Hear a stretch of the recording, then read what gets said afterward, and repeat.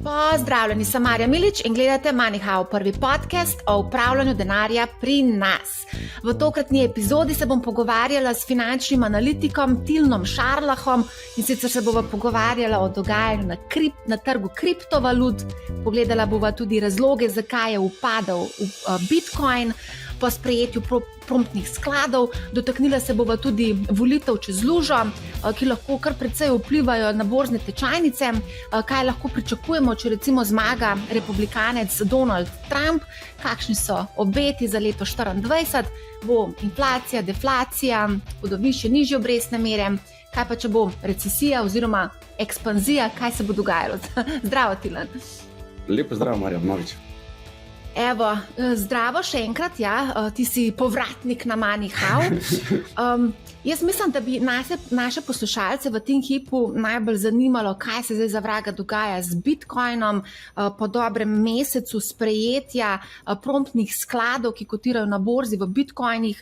Smo zdaj priča enemu takemu, recimo, a je dramatičen upad. Mi smo še bolj dramatične upade, no, ampak zdaj imamo kaj 20% korekcijo, upadov je celo pod 40,000 za en Bitcoin.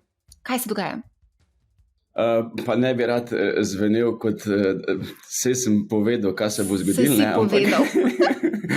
Ampak ja, to je pač tipična zadeva, buy the rumor, sell the news.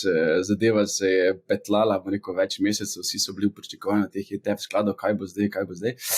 Ampak načeloma trg reagira tako. Se pravi, ko pride novica ven, dejansko je prvi pressure, bom rekel, je pozitiven, potem pa začnejo ljudje malo izračunavati, pozicionirati se na novo. Te večji skladi dejansko sklepa neke nove strategije, neke novi flowi se dogajajo in evo, tu je upad. Jaz bi to rekel, da je to bilo vse načrtovano in kalkulirano in ni nič drastičnega. Še zdaleč ne, da je to 20% padec na kripto, karkoli posebnega. Se sama veš, da to so pač neki tipični razlogi. Tako da bilo je povezan skupaj z tem outflowi iz največjega, bom rekel, Trust Funda, Grayscale, bilo je povezan z FTX-om, ampak vse skupaj pa je dejansko se dogaja bolj kot ne na futures marketu, medtem ko na spot marketu dejansko so bili praktično celo neto nakupi. Tako da pričakujem, da se bo stanje normaliziralo in za vse, bom rekel, navdušence kripta, mislim, da je še kar svetla prihodnost, ne glede na to, kaj se je tu zgodilo, ampak kar se cen tiče, vidim konc leta višji tečaj, kot je letos. Zdaj recimo naj posluša nekdo, ki ne pozna futures trgov, ne pozna promptnih trgov, a lahko mogoče razložiš na hitro razliko med enim in drugim? Do zdaj so naprimer kotirali na exchange, bom rekel, skladi, ki so bili vezani na futures markete,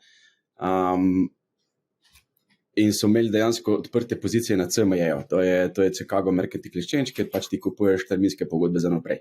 Pač slabost teh skladov je, da so dejansko zelo visoki stroški za nekega, bom rekel, vlagatelja.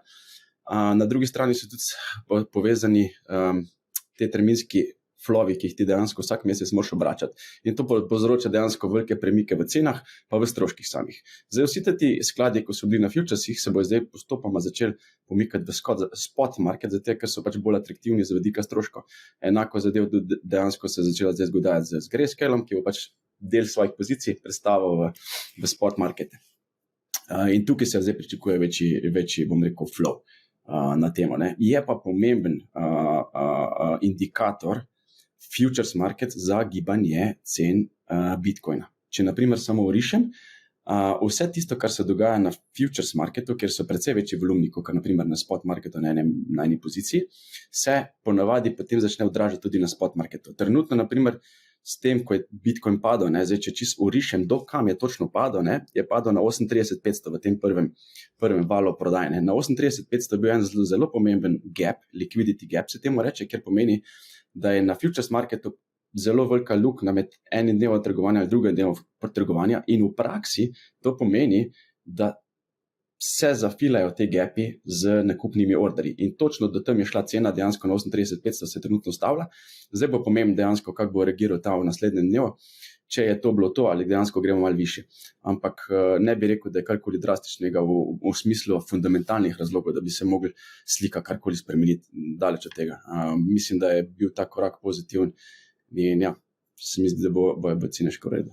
Tako kot si rekel, ta v bistvu korekcija je bila nekako uračunana oziroma se je pričakovalo, da se bo zgodila ta korekcija, pa da ne bova preveč kratkoročno napovedovala.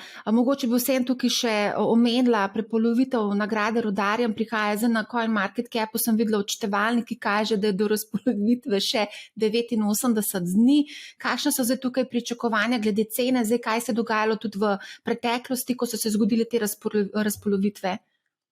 Ja, vsi finančni trgi so seveda dinamični in ti lahko nekaj, bom rekel, svoje analize delaš na tečajih, ki so bili v preteklosti doseženih. Enako se dejansko lahko zdaj transformiramo, kaj se dogajalo po Bitcoin halvingu ali pa pred Bitcoin halvingom v preteklih obdobjih. In naprimer, ja, bila so pozitivna obdobja, se pravi, zdaj lahko pričakujem in tudi market pričakuje, da do aprila dejansko bomo pozitivni, potem pa se dejansko trg začne nekako obračati dol.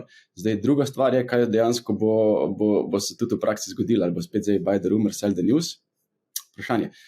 Zaenkrat sem pozitiven, zaenkrat dobro kaže in bi pri tem ostal. Se pravi, jaz gledam bolj kot ne na to psihologijo trga in kaj se, bom rekel, tedensko in mesečno dogaja. Trenutno, se pravi, na big picture, na higher time framesih, se pravi, na večjih, bom rekel, obdobjih weekly chartov, monthly chartov je pozitivno. Kaj bo pa dnevno, bo je pa precejšnje nihanje. Zdaj, ko si večkrat omenil pozitivno, daj mečkan povej, kaj to pomeni zate pozitivno. Obstaja zelo velika verjetnost, da bo Bitcoin verjetno letos dosegel all time high. Se pravi 70,000 dolarjev, pri 70,000, ali misliš še više?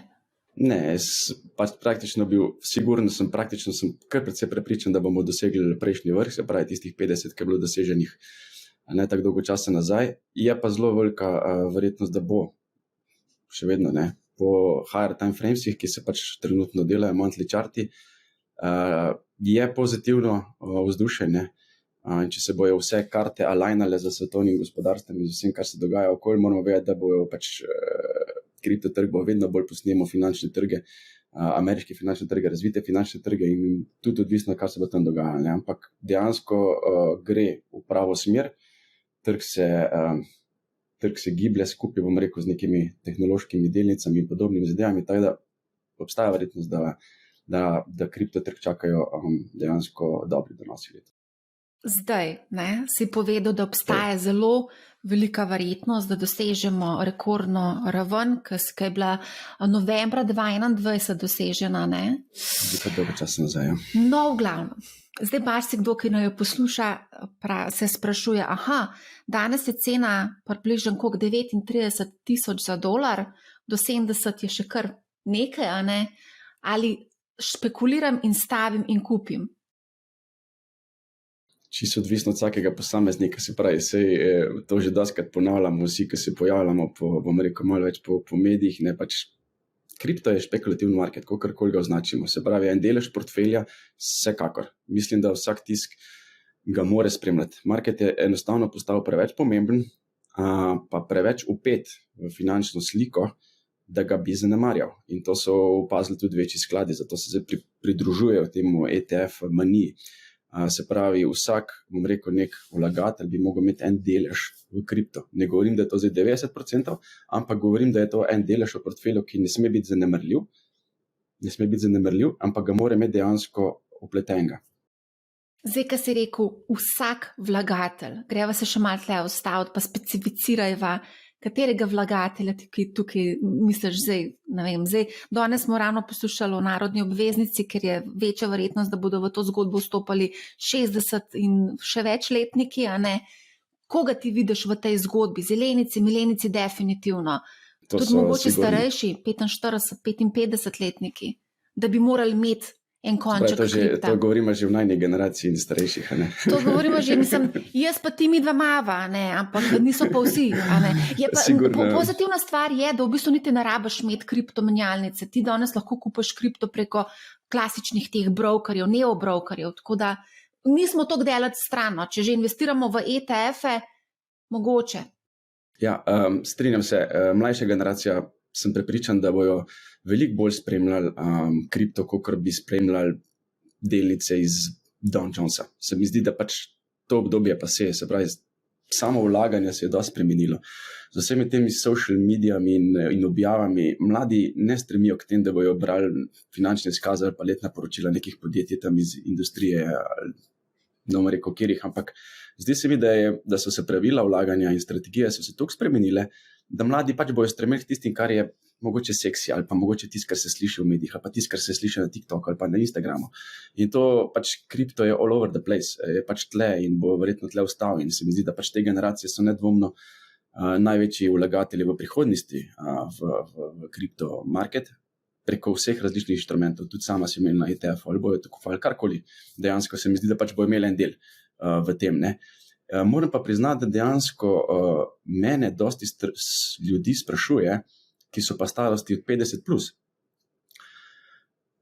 Sem malo precepil, kam bi jim predlagal, zato ker pač oba dva vema, kako gre ta krivulja vlaganja, pa dejansko pričakovanih donosov, pa predvsem prevzemanja tveganja, ki ga pač ti s tem z enim takim vlaganjem dosežeš. Se pravi, pač višja starost, ko imaš načelno, bi mogel pač nižje tveganje, ne.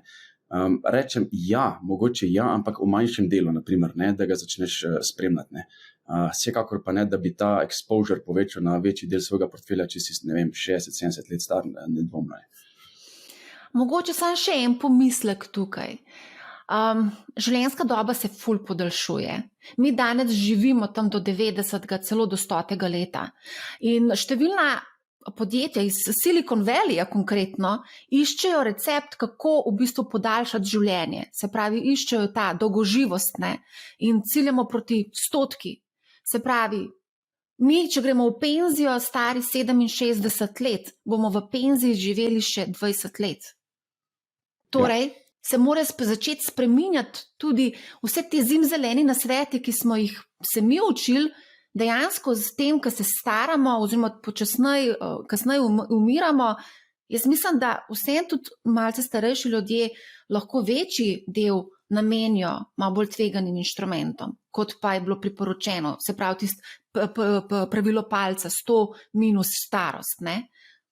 Se pravi, če smo mi dva stara, recimo 50 let, na 100, dobro, zdaj pretiravam, no, ampak ajde, rečemo, da smo stara 40 let, ne, se pravi, po tej definiciji 60% delnic, 40 obveznic, a ne, ampak zdaj mi živimo od skoraj do 90 oziroma 100 leta, mogoče bi tukaj vsem malo spremenili strategijo investiranja, pa vsem tudi, mislim, da sem se pogovarjala z Egonom Zakrajškom prav o tem in je rekel, ja, da pač je treba večji delež imeti tudi potem, ko se upokojimo, je treba imeti en konc v delniških naložbah, ne.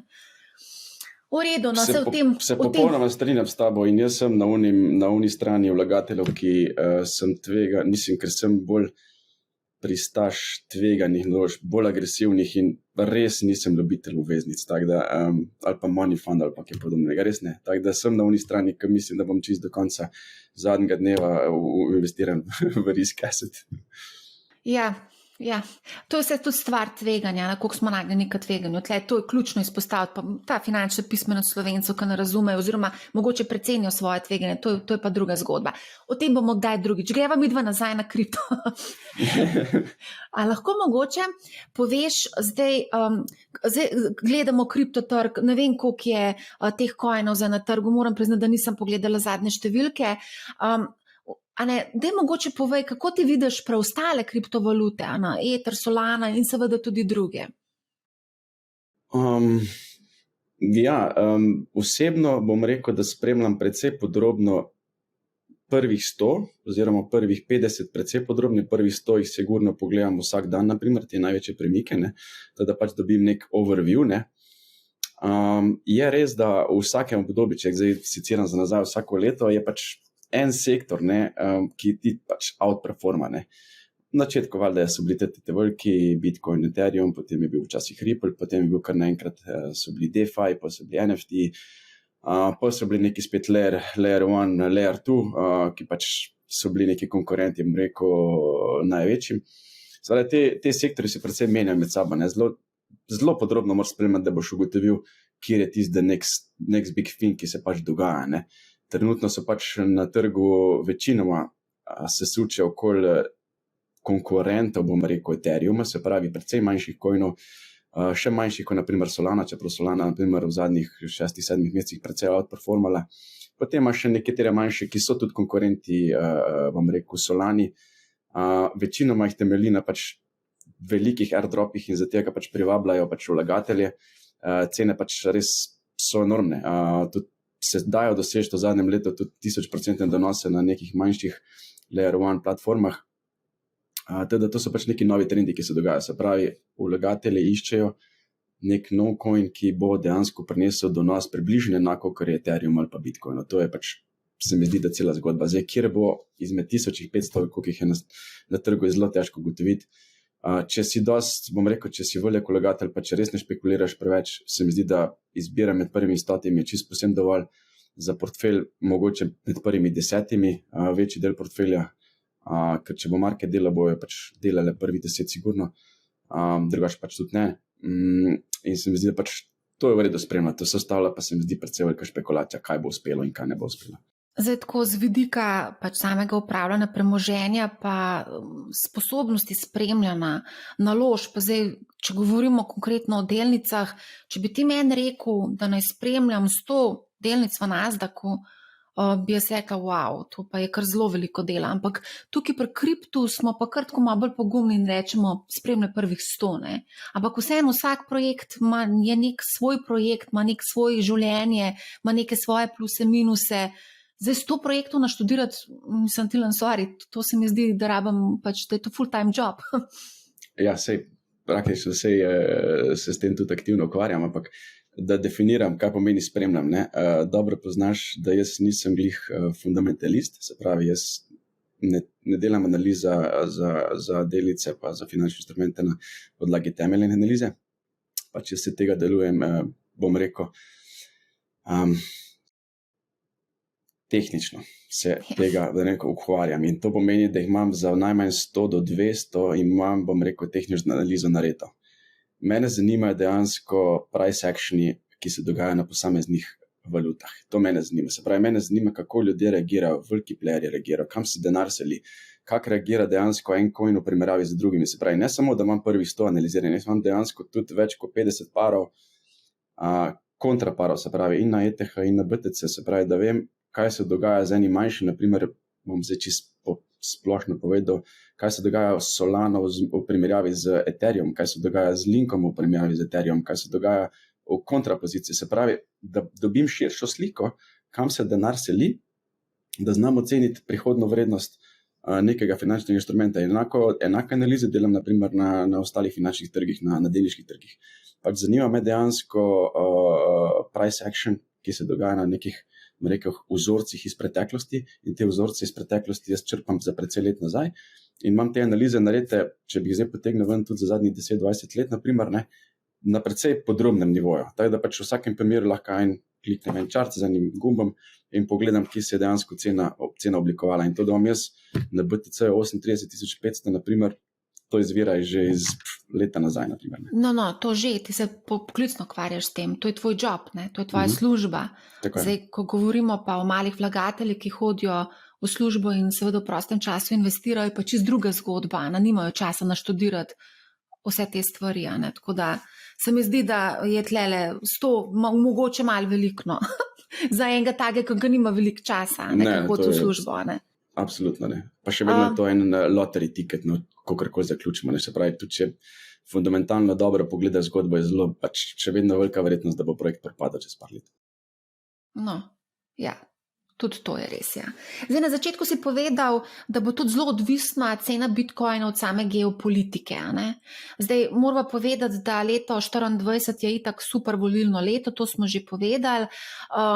Nekako, mislim, da preko 40 držav, milijarda prebivalstva, če se jaz prav spomnim, bo imelo volitve, ampak recimo za borzne trge, pa tudi očitno za ceno Bitcoina, so pa po moje pomembne mogoče volitve v ZDA, ki bodo v novembru. Donald Trump zdaj počasi osvaja republikansko stranko, ali jo bo čisto osvojil še v tem trenutku, ne vemo, je pa zelo na dobri poti. In zdaj seveda številni špekulirajo, kaj se bo vse zgodilo, če pride on ponovno na oblast, ker verjetno bo na drugi strani stal Biden, a ne? Ne veva še, ni še dokončno, ampak Ja. Da gremo mogoče samo tako, za začetek sam pojasniti, koliko so ameriške volitve pomembne za borzne trge, za ameriški borzni trg in potem seveda posledično za druge. Če rečemo, da so trgi dinamični, pomeni, da pač vsako ceno inštrumenta lahko ti povežeš z neko ceno, ki se je gibljala v preteklosti. In zdaj, če pogledamo za ameriške volitve, naprimer, pa če rečemo, da je indeks S&P bil ustanovljen leta 1928, smo mi imeli 24 volilnih let do 2020, ne? Kar pomeni, da če mi jo potegnemo, vidimo, da naprimer, če se nisem zmotil, je bilo od 24 19 pozitivnih let. Se pravi, volilna leta so v osnovi zelo pozitivna leta. Poprečju je S&P indeks zarastel, mislim, da za več kot 11%, kar je glede na poprečje vseh let, ki znaša cirka 9,5, se pravi, predvsej dobro. Se pravi, če pogledamo statistična leta, so zelo pozitivna, kar se volilna leta, ne? Če pogledamo letošnjo, kaj bo posebno? Posebno je iz večjih razlogov, ne? Prvič zato, ker je prvič kandidat, ki ima neko obsodbo na sodišču. Se pravi, lahko se zgodi, da tik pred zdajci mogoče mu spet najdejo nekaj, kar pomeni, da se volitev ne bo mogel udeležiti. Lahko se zgodi marsikaj na tem področju. Trenutno mu kaže zelo dobro. Na republikanski strani je praktično že zmagal. Proti Bidenu bomo vse videli novembra. Lahko se zgodi, da tudi Biden ne bo nastopil, zato ker glede na njegovo starost tudi to bo odprto vprašanje. Teda letošnje leto lahko, da bo malo posebno. Je pa tudi res, da veliki finančni vlagatelji ne posvečajo temu dosti, bom rekel, veliko pozornosti, ampak se osredotočajo na druge dejavnike, kazalce, leading indikatorje, kaj se bo dogajalo z ekonomijo. To je bolj bistvenega zadeva. Se pravi, ja, letos bo velik šov, kar se tiče volitev, ampak generalno gledano so večji playeri, večji skladi pozicionirani na trenutne kazalce, na tiste, ki jih pričakujejo čez 6-7 mesecev. Se pravi, to pa midva smo že večkrat ponovila, se pravi, kaj se bo dogajalo z makrosliki, kam bo šla inflacija, kam bo šel GDP, tu nek soft landing se pričakuje, se pravi, tle se mi zdi bolj bistvena zadeva, bodo pa nedvomno volitve dale eno veliko noto temu, ampak če potem sliko pokažemo, kaj se dogaja v preteklosti, bi moglo biti pozitivno. Zdaj, če gledajo 6-7 mesecev vnaprej, se pravi, še nismo prišli do volitev. Volitve so 11. oziroma novembra. Novembra je tako, ja. Torej, da gremo mogoče sam na hitrco povedati, kakšne so pričakovanja teh analitikov za teh prvih 6 mesecev. Jaz sem dejansko, januar je tak za mene, da se usedem, preberem kar dosti teh research reportov od vseh največjih analitskih hiš. Teda mislim, da sem jih prebral več kot 30. Večinoma so se enotni, da v prvih 2 kvartalih pričakujejo neko konsolidacijo tečaja, mogoče malenkostni upad, potem pa dejansko med poletjem se bo začel nek bottom delati in potem proti koncu leta dejansko nek vzpon na finančnih trgih. Enako bi ne sledila ekonomija, se pravi, malenkostno vzdolj v prvih 2 kvartalih, potem pa se proti koncu leta začne popravljati. Tudi, naprimer, napovedi Feda so približno podobne, se pravi, maj, juni, naprimer, se bo začela znižanje obrestnih mer, kaj bi ne dal pospešek finančnim trgom. Prva 2 kvartala bojo pa še bolj na, bom rekel, nekih opazovalnih momentih, bojo spremljali ekonomijo, kako se razvija. Zdaj bomo imeli, v petek bomo imeli že podatek za inflacijo, ki bo zelo pomembna. Tako da, prvo leto zelo previdno, drugi del leta dejansko pa tisti, ki bo dal pravo sliko letošnjega leta.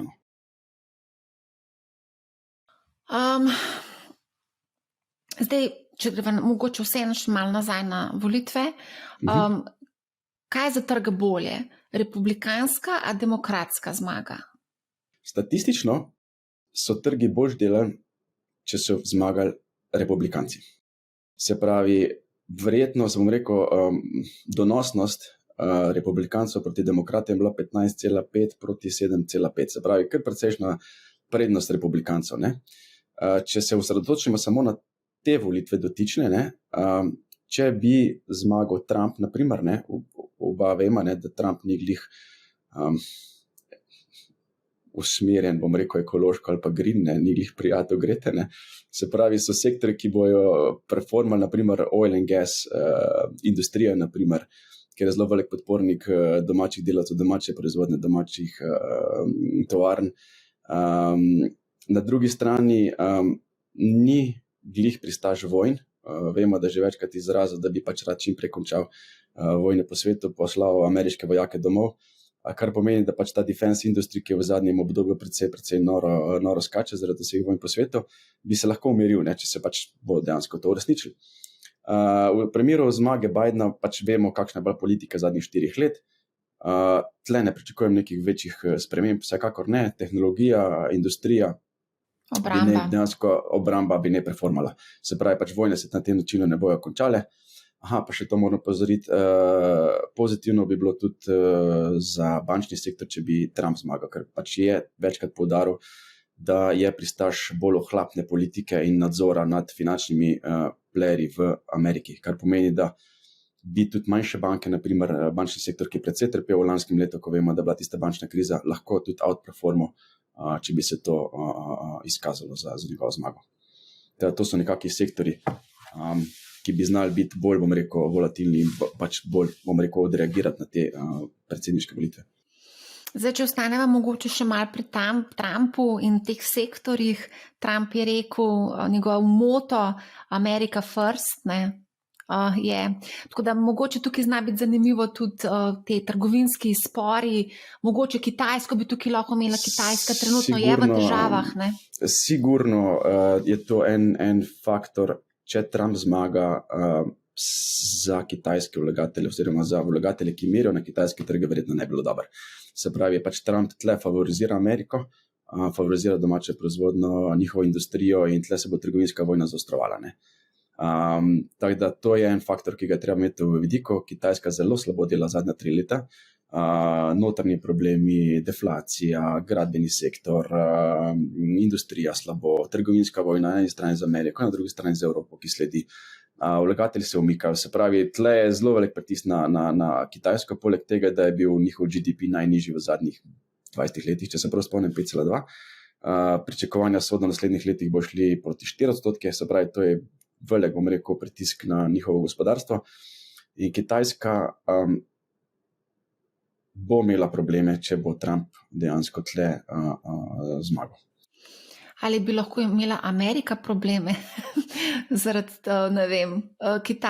Trumpa, v smislu, da bi mogoče prišlo do še večjih napetosti med Kitajsko in Ameriko, lahko pride do še kakšnih večjih eskalacij. Zdaj 2 vojni imamo, zdaj to sam špekuliram, se mogoče ne bi smela špekulirati o tem, ampak mogoče tudi na mesto vprašanja. Ne? Mogoče...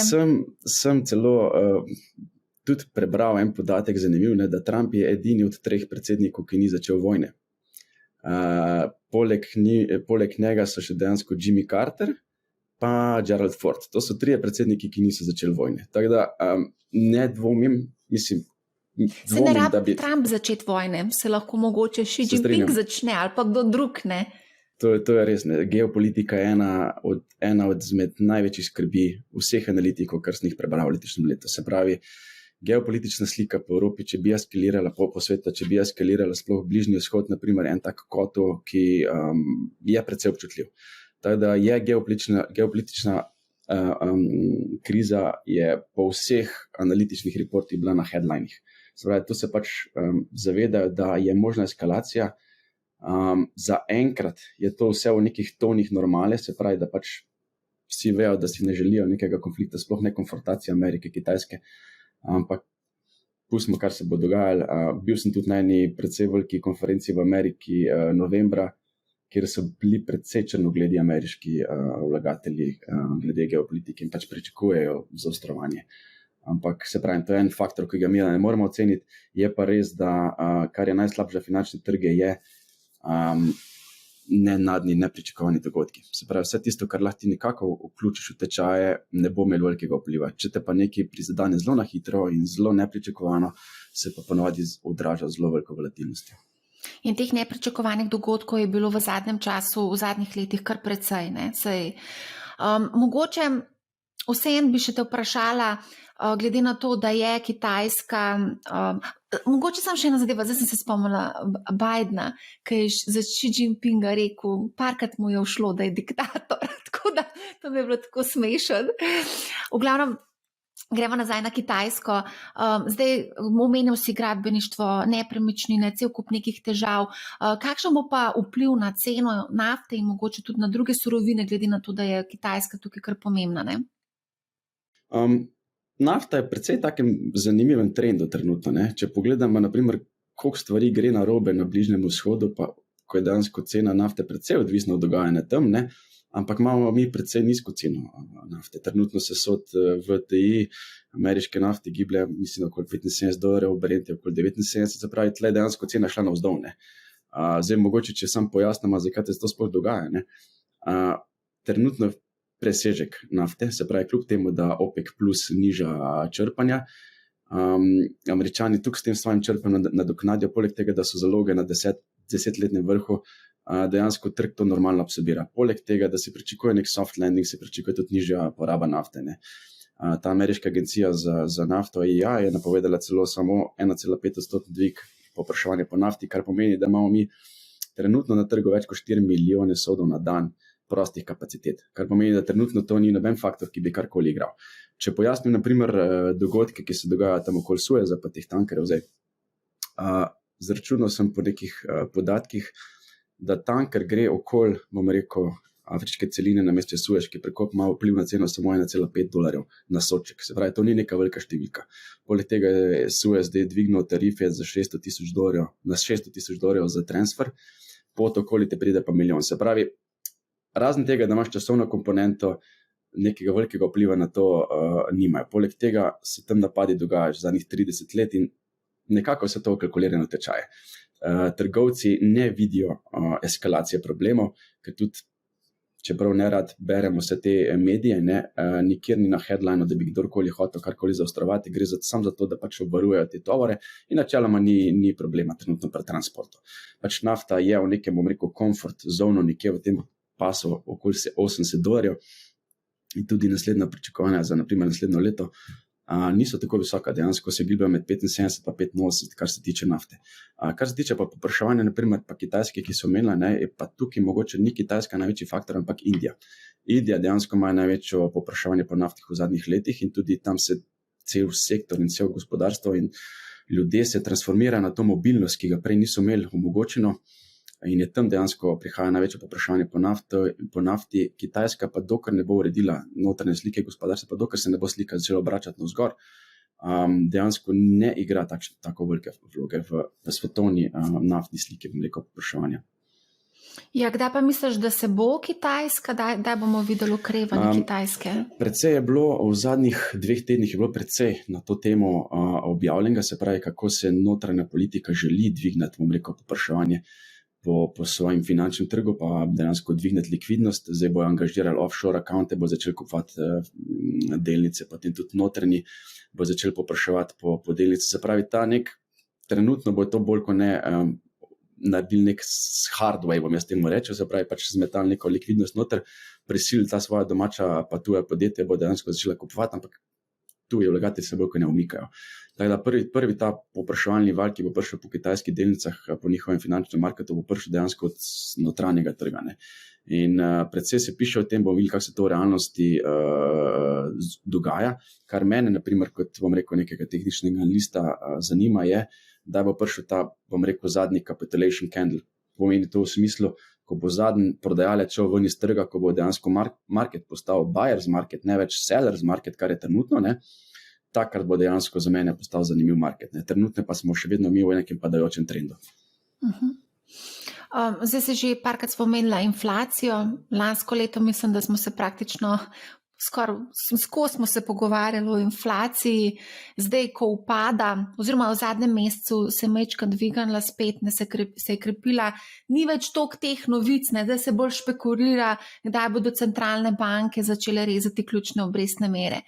Kaj se dogaja tukaj?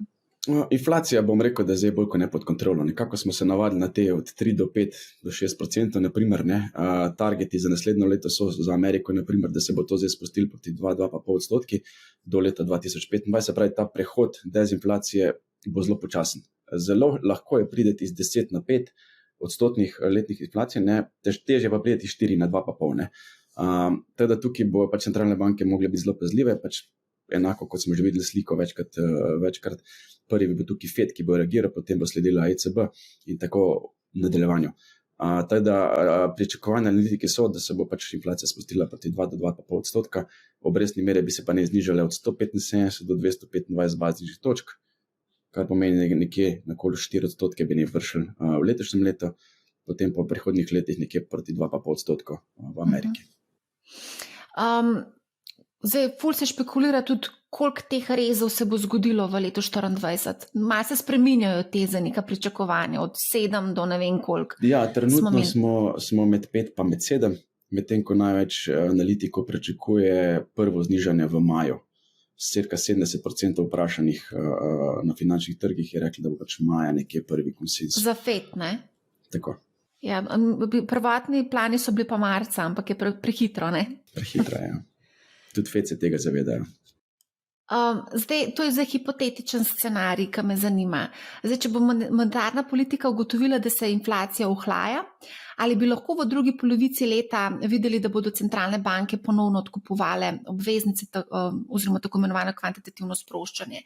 Sicer ta ukrep pride v primeru, da pride do nekega resnega ohlajanja. Zdaj, tukaj ne veva, to je spet špekulacija. Ne? To je precej špekulativno. Trenutno je res pričakovan bolj kot ne res nek soft landing, niti ne, bom rekel, nek večji downturn. Jaz mislim, da so precej pazljivi. Se pravi, tudi s temi rezi zdaj si noče preveč zapreti vrat. FED si noče zapreti vrat, kaj se je že večkrat spuščal v nek scenarij, ki je prišel na nek nivo, ki ni več mogel reagirati ne navzgor, ne navzdol. In trenutno se mi zdi, da so zelo previdni, kar se tega tiče in čakajo, kaj bo trg naredil sam. Zato mislim, da so si dali obdobje teh prvih 6 mesecev, da vidijo dejansko, kako bo reagiral po teh zadnjih 2 mesecih, ki so bili dejansko zelo lepi. Tudi kar se tiče finančnih kazalcev, naprimer zaposlenost, GDP, gradbeni sektor, PMI indeksi, to je bilo vse zelo lepo za Ameriko, naprimer, ne. Medtem ko v Evropi, pustimo, tam imamo večje probleme. Ja, zdaj, ko se ohlaja, mislim, zdaj, ko se v bistvu nekako inflacija umirja, napovedujejo se rezi. Zdaj, mogoče bi vsem tukaj malo skočila na tole našo ljudsko obveznico, ki je bila predstavljena 3,4% obrestna mera, je povedal minister za finance, 250 milijonska izdaja, upisovalo naj bi se od 1. do mislim, da 16. februarja. Zdaj tako, no, to je namenjeno specifičnim vlagateljem, verjetno, a boš ti investiral v ljudsko obveznico? No, da vprašaj. Jaz sem hotela reči, verjetno ne boš investiral, ampak sem pa se rekla, ne moram ti polagati besed v usta, ampak... Danes si druga, ki si me to vprašala. Res? To je zelo aktualno vprašanje. Prej me je klical en prijatelj in rekel, da bo pač, če bom jaz investiral to, ne? Pa sem rekel, če bi ti rekel, da bom, z mojim znanjem pa z izkušnjem, kaj bi bil po tvoje? Se pravi, jaz zdaj gledam, ne, osebno, ne, če znam narediti več kot 3,4%, ne, a bom investiral ali ne bom? Ampak to je moje vprašanje, ne? Odgovor se ponuja na dlani. Ampak daj te bom tako vprašala. Zdaj recimo govoriva o tem, da bo ECB zniževala ključne obrestne mere, kar pomeni, da se bo tudi depozitna zniževala. Res za slovenske banke niso ponudili neke stimulativne obrestne mere za depozite, ampak vsem. Zdaj se bo vse to skupaj rezal, a ne? In bodo te ključne obrestne mere upadale v naslednjih 2-3 letih. Tukaj govorimo o 3-letni obveznici. Zdaj, če ima nekdo neka odvečna sredstva, vsem bi lahko potencialno dobo teh 3,4% kot je. Se strinjam. Treba je dejansko sprostiti vse te depozite, ki jih imajo ljudje na bankah in nedvomno je ena taka zadeva, kot je ta obveznica primerna za to, za ene varne, ki imajo zdaj na depozitih, ja, potem ja. Potem se mi zdi smiselna zadeva, ker pač z vidika varnosti ne vidim problema, z vidika donosa pa vseeno boljše, kot da jim tam leži, sploh če nimajo neke alternative, kam bi to vložili. Smo vseeno v nekem negotovem času, imeli smo zelo lepih 10-11 let zdaj trenutno, lansko leto je bilo zelo lepo praktično na vseh finančnih trgih, ne vemo, kaj nas čaka letos, čeprav so obeti dobri, tako da na koncu je boljše iz mize pobrati 3,4%, ko pa naredi dejansko minus z inflacijo, ki pač nas čaka. Ja, na banki, ki pa ne ponuja takih. Je pa res, da ta delnica, obveznica se bo znašla tudi na sekundarnem trgu, se jo bo dal tudi prodajati, kupovati. Tukaj se pa pojavljajo druga vprašanja, ampak to bomo potem drugič obdelali. Ne? Ok, velja. Deva mogoče sam še to pogledati zlato. Zdaj trenutno kotira zlato preko 2000 evrov je za trojansko unčo, dolarjev, če sem prav pogledala, ne? Ja, zlato je tik proti, bom rekel, nekim all-time high-om. Za kratek čas, celo za en dan je presegel, tisti je šel proti 2100. Je, bom rekel, na temeljih, ki je lahko osnova za letošnje res dobro leto za zlato. Se pravi, imamo obdobje, ki je geopolitično pod zelo velikim vprašanjem. Zlato se je izkazal kot, bom rekel, precej dober play v vojnah. Največjo rast, na primer, v zgodovini, če povem malo za nazaj, med 76 pa 80 leta, takrat, ko je pač Rusija naredila invazijo v Afganistan, pa ki se začelo vse to trenja med Iranom pa Ameriko, je dejansko gold outperformal vse, zrastel iz 100 na 800 v zelo kratkem času, dejansko v 3-4 letih. Če se bo geopolitična situacija zaostrovala, ima zlato zelo veliki potencial za letos. Poleg tega, če bo Fed reagiral, začel spuščati obrestno mero, vemo, kako bo to vplivalo na dolar. Dolar bi ne začel izgubljati z vrednostjo, tako da tudi to bo bom rekel, booster za zlato naložbo. Da lahko, da je zlato letos na enih temeljih, ki lahko poraste, je pa trenutno res na eni taki, bom rekel, tudi tehnično zelo zanimivi točki, pod katero ne sme paditi. Se pravi, to je ključno, da vzdrži teh 1950, 1900 mejo in da pol dejansko lahko tukaj naredi en temelj za rast v prihodnje. To bo zelo odvisno dejansko zdaj v prvih 6 mesecih, ampak rečemo, da je zlato na enem takem res dobrem break-even pointu, ali bo šel res proti 2500, ali pa bo še nekaj časa se gibljati tle okoli 1800-1900. Zdaj za konec bi te sam še vprašala, kako bi sestavil portfelj naložb za enega recimo starega 35-40 let starega človeka?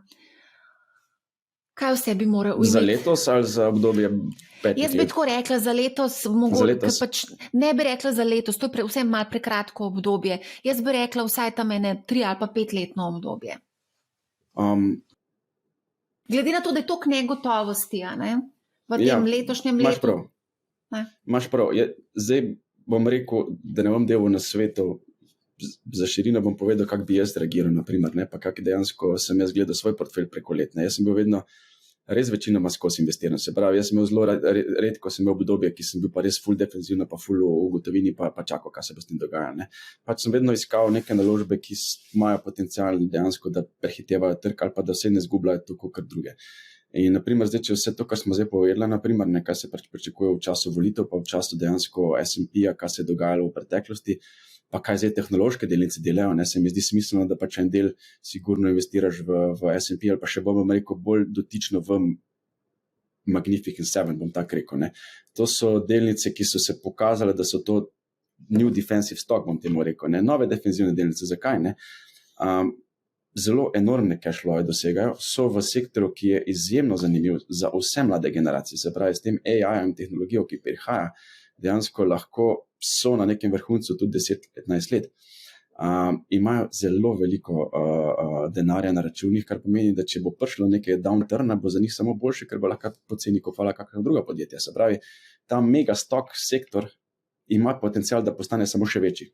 Se pravi, to je mogoče, bom rekel, problem za finančni trg ameriški, zdaj, ker teh 7 ali pa 10 delnic postaja res prevelikih, ampak na drugi strani je pa zdaj ta trend postal tako velik, da dejansko ga ne smeš dati na stran, moraš pač biti zraven vključen. In naprimer, nedvomno bi en del portfelja namenil tem najboljšim, bom rekel, ameriškim podjetjem, del v surovine. Za surovine long term sem bullish, zato ker pač ne vidim razloga nekega fundamentalnega, od prehrane do energije, naprimer do, bom rekel, hard commodities, kot so naprimer uran ali pa podobno. Trenutno so to res v enem takem, rekel, silovitem trendu. Sploh prehrana, naprimer, za obdobje 50 let, naprimer, se mi zdi tudi ok play. Na drugi strani sem že prej omenil, da del mora biti vsekakor v kripto. In to je bolj kot ne to, po moje. Zdaj čakaj, zdaj si rekel Magnificent Seven. Ja. To je treba povedati, katere to so. To se pravi, to so Apple, Amazon, Tesla, Meta, Alphabet, koga sem spustila še? Tesla si rekla. Tesla sem rekla. Vse bom napisala tudi v opisu epizode, da ne bo slučajno. To smo že, epizodo smo prav namenili tem 7 delnicam. Ja. To je najbolj opevan sektor, trenutno obstaja tudi vrsto ETF-ov, samo na teh 7. Tako da ni težko dobiti exposure, naprimer na teh najbolj močnih, bom rekel. Poleg tega še mogoče kak kor na kakšne, bom rekel, kor industrijo ameriško. Trenutno sem pač res bullish na Ameriko, ker se mi zdi, da pač v Evropi bomo imeli več problemov. Ja, to je to. Ako govoriš o surovinah, dobro, zdaj za enega enega vlagatelja malega, ki se ne ukvarja s tem profesionalno, tukaj lahko rečemo, da se pač lahko tudi investira v neko razpršeno košarico, recimo ETF. To je najbolj smiselno. Najboljši pa najceneji stroški so, ne vem, od 0,5 do 0,9, nekje res precej nižji od nekakšnih vzajemnih skladov ali kaj podobnega. Pozabiš na to in to. Ja, mesečne investicije. Ja, tako. Recimo, dajte še to vprašam. Katera naložba predstavlja v tvojem portfelju največji delež?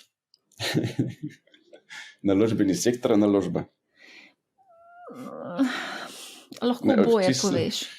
Čisto dotična naložba se mogoče še ne bi spustil, ko je ni tako poznana, pa mogoče, da ne bom preveč kaj rekel. Ni med top 7, sigurno ne, ampak je en del tu noter. Drugače pa trenutno še vedno real estate. Zelo zanimivo, ampak ja. Real estate, REIT skladi oziroma nepremičnine, ki jih kupimo na borzi, delnice od nepremičninskih podjetij, ki jih kupimo na borzi, a govoriva o fizični nepremičnini? Fizičnih trenutno. Pa se mora pa dotakniti še nepremičnin zdaj.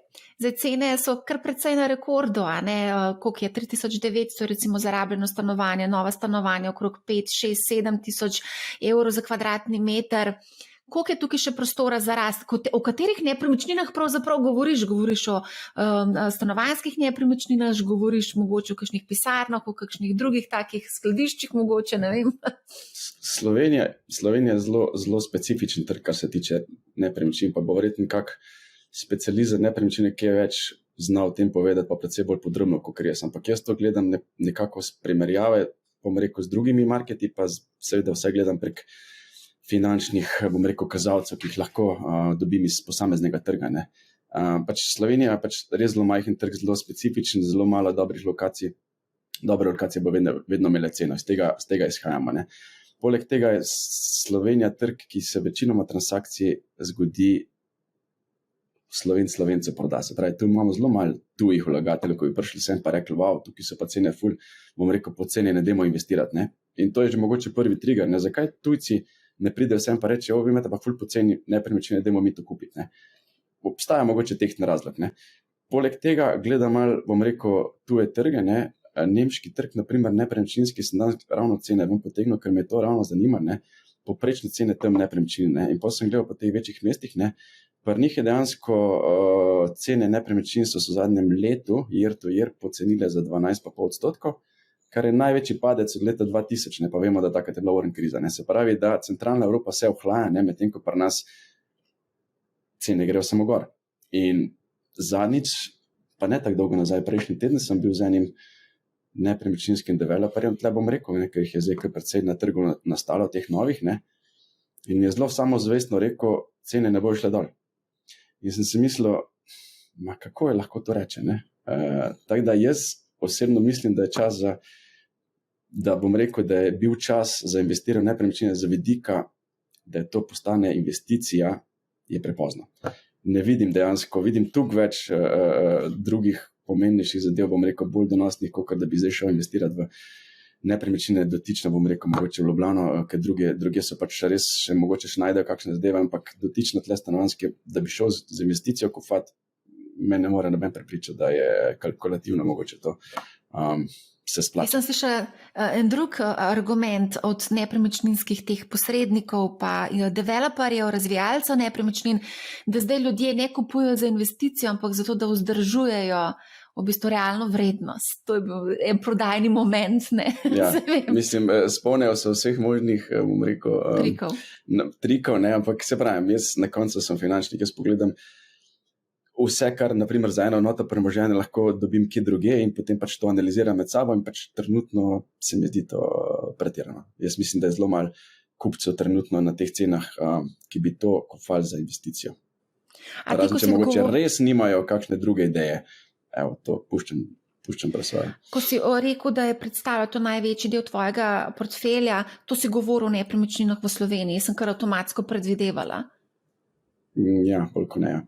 Drugač pa delnice, absolutno nobenih obvezniških instrumentov, kripto, seveda, surovine. Dostikrat dobimo vprašanje od teh naših poslušalcev, kaj narediti s tisto gotovino, ki jo imamo za varnostno rezervo, zato da na banki ne izgublja realno vrednost. Recimo, zdaj alternativa se nam ponuje, konec koncev tudi državna obveznica, zakaj pa ne? Vsekakor. Karkoli je likvidno, ne? Se pravi, jaz vedno Ja, zdaj sem se spomnila, tukaj imamo problem. Ni garantiran do 100.000 evrov, tukaj pa ni garancij, ne? Na depozitu pa imaš garancijo, zdaj sem se spomnila. Ja, okay. Mogoče tudi dobre, da je. Drugače pa daš na kakšne skrbniške račune ali pa trading accounte, kjer so pač garancije. Se pravi, tukaj je dost teh, bom rekel, trikov, kako si zagotoviš, da vseeno imaš 100% kritje, ne? To je res, ja. Se obstaja tudi, imaš prav, daš lahko na trading račun, pa dobiš 4%, pa imaš tudi garancijo do 100.000 evrov. 4% na evre, ali pa mislim, da več kot 5 že na dolarje. Na dolarje, ja. Ok, a sva vse obdelala, kar sva rabila obdelati, ne da sva? Pa moja. Da sva. Vse, če ne bova pa itak na vezi, pa bomo še kakšno rekli na temo investiranja, a ne? Z veseljem. Najlepša hvala, Tilen, da si bil danes z nami. Hvala tebi, Marja. Hvala tudi vsem, ki ste se nam danes pridružili in nas poslušali. Poslušajte Money How, ne bo vam žal in lep pozdrav.